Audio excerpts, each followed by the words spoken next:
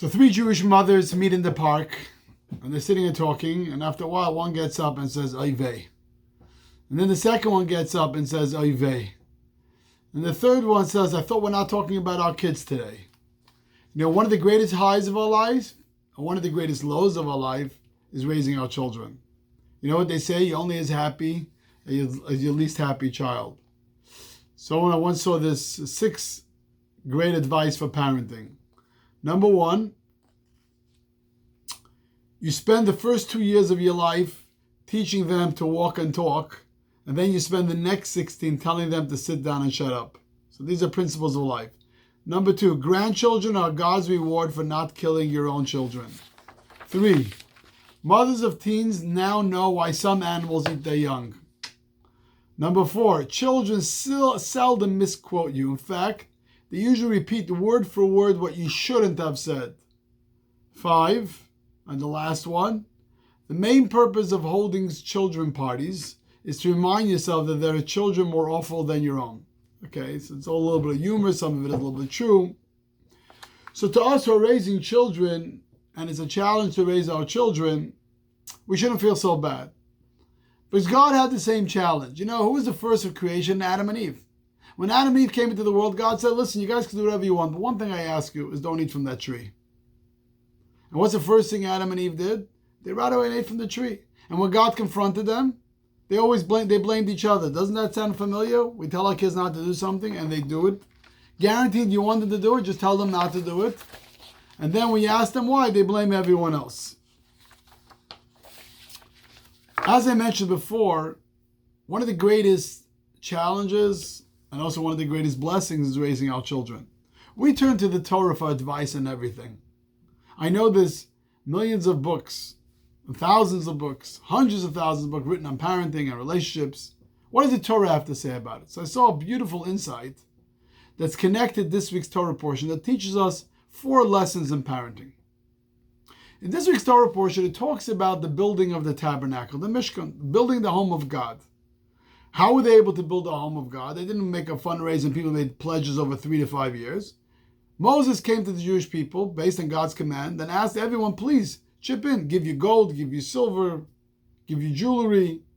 And everyone participated to the point that the first and last time in the history of fundraising, Moses said, we have enough, please stop. I don't know, Moses must have not had a good committee. They didn't tell him, you never say stop, you never know, you may need money for next year. But then I want to quote a verse from the Bible. And the verse says, in this week's Torah portion says, the men came following the women. Every generous-hearted person, they, the women, brought earrings, nose rings, finger rings, and armbands. And then it says all kinds of golden objects. The question is, what did the temple do with the earrings and nose rings and finger rings and armbands? What did they do with it? We didn't have anywhere in the temple armbands or nose rings or earrings. The answer is they took the gold and they melted the gold, and with the gold they used for the temple. So the question is, why would the Bible tell us these particular pieces of jewelry that they brought? They could have just said they brought all the gold and silver that they had and they melted it. So everything is always a lesson. So there is a deep message here, something that could teach each one of us, me and you, a message in life. What the Torah is telling us is, number 1, what were they building? They were building a Mishkan, a house for God. This was of taking physical object, gold, silver, linen, material, and turning it into a sanctuary from God. And that is for each one of us. You may ask, why are we reading this in the Torah? Something they did in the desert thousands of years ago.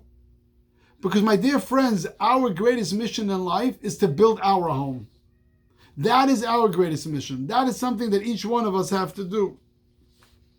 And we have to make our home also an abode, a home for God, a holy place and a godly place. And who is the one that brought the jewelry? Is the women. And what they bring? Earrings, nose rings, finger rings, and armbands. See, our wives, our mothers are really the ones that set the tone of the home. That they are able to turn a house into a home. What is the main part of the home? Is raising our family. And even if your kids moved out of your home, you still are raising them. And there's 4 these 4 pieces of jewelry are 4 messages for us how to raise our children. Again, if they're young, old, our nephews, our nieces, the same thing. Number 1, what do they bring? Is earrings. The first piece of jewelry necessary in educating and parenting is the earring, symbolizing the need to use your ears. Listen carefully to your children. Tune in when your children speak. If you listen, you will hear deep truths. You will hear deep truth emerging from their mouth. Listen up to when they are speaking with each other, with their siblings and with their friends. You will learn about your children's state of mind and heart. Furthermore, by listening to your children conversing with each other, you will learn a tremendous deal about yourself. You will discover how they perceive you and what are the underlying life messages you have instilled in them, consciously or subconsciously. I was talking to a parent this week. Told me that their child, now the child is an adult, and the child told them that they went through a trauma when they were 18, 19 years old, and they went to therapy, but they never told the parent that, even though the parent had a great relationship. And the parent asked, why didn't you ever tell me that? He says, because I remember when you were growing up, you always said, our family, we don't go to therapy.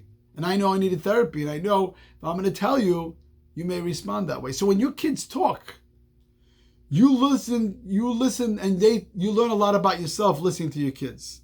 What message you gave them, consciously or subconsciously.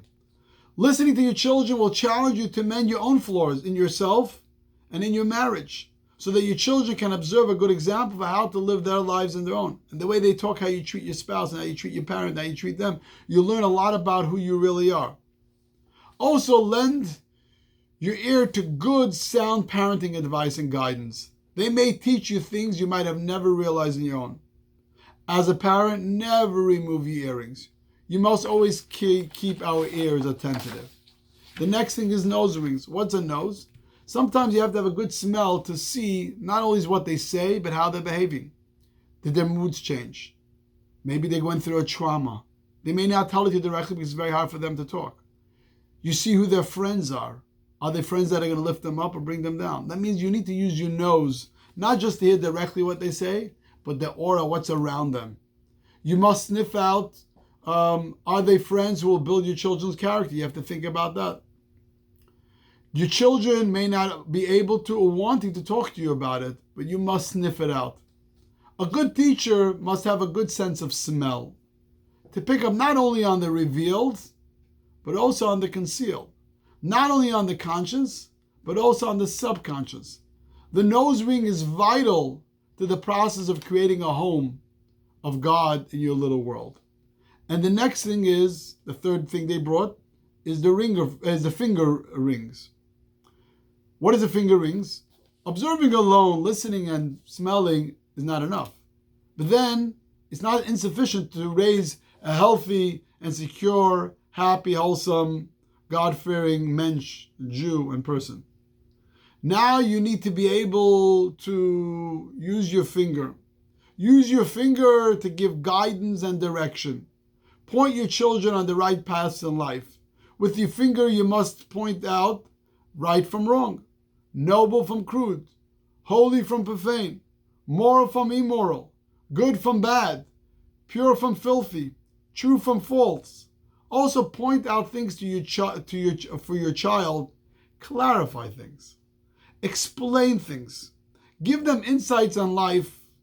Give them insights on life, on people, on truth, on God, on meaning, on themselves.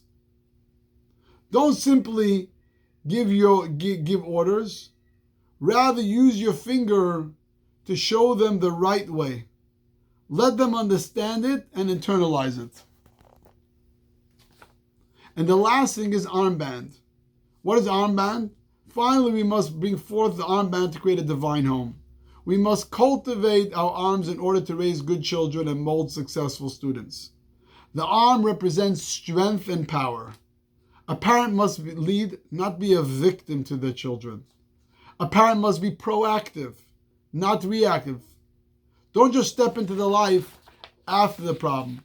A parent should be striving to stay ahead of the game, to anticipate trouble spots and lead with full presence. And what happens if one morning you wake up and you realize you weren't there but went on time? Then right then at that moment, become proactive. Find out in the system how you could help your child. Go find the best doctors, the best help, the best teachers, the best therapists. You need to be proactive. The armband also represents strength and discipline. You need to discipline your children. Don't be afraid to discipline your kids. And obviously every stage, depends how old they are, the discipline changes differently. A small kid versus a teenager. They need it and they will cherish it. If you don't discipline your children, they will be upset. One more thing. Before you discipline your child, discipline yourself.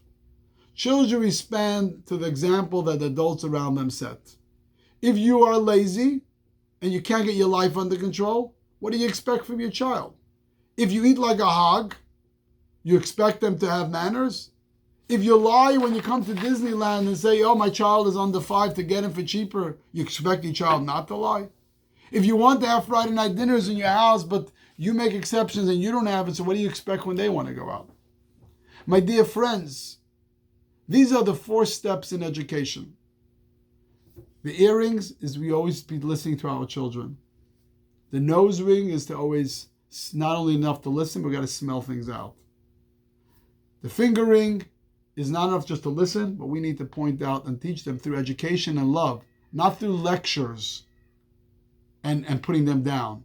But they should know how we feel about things and we express it in a loving way. And the armband is to show our power and the strength, to be confident, to lead their family, and to discipline the family, and to also have the strength to educate them and to discipline them. So we will be raising healthy, happy children. And also, we need a lot of blessings from God, because we can do all our parts, and things don't work out exactly what we want. But we have a responsibility to do our part. And then we pray to God that we build a home for Him, a sanctuary for Him. Then we can feel His presence there. And we ask God every single day of our life to give us all the blessings that we need to be the right parents, or right teachers, or right friends to the people that we need to educate, so we could see a holy, peaceful, godly home. Shabbat Shalom.